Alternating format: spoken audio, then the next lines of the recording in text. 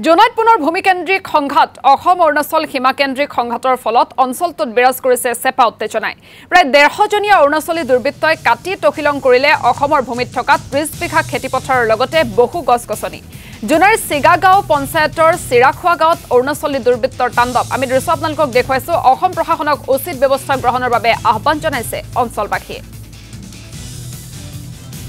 শনিবাৰ দিনা প্ৰায় 9:30 মান বজাত